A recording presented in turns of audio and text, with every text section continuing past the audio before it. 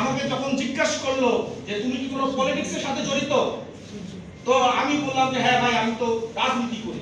আমার সাথে অনেক বন্ধু বান্ধব ছিল, অনেক সাবেক এমপি মন্ত্রী ছেলেরাও ছিল, তাদের দলকে কেউ চিনে না। যখন আমি বুঝলাম, বললাম যে আমি তো মুসলিম লীগ করি, আমাকে এক ক্লাস বন্ধু এসে বুকে জড়িয়ে নিল। তারা আর কিছু চিনুক বা না চিনুক, বাংলাদেশ মুসলিম লীগকে চিনে।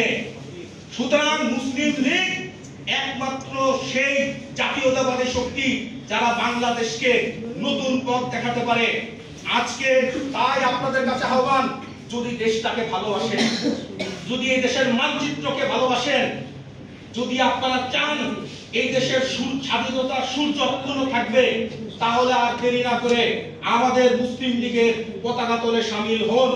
আসেন, কমসে কম দেশটাকে তো বাঁচাই। দেশ বাঁচানোর চাইতে বড় কিছু নাই। সবশেষে আল্লামা ইকবালের একটা শের বলে শেষ করতে চাই, सरफरोशी की तमन्ना अब हमारे दिल में है, देखना है जोर कितना बाजुए कातिल में है। बांग्लादेश जिंदाबाद, बांग्लादेश मुस्लिम लीग जिंदाबाद।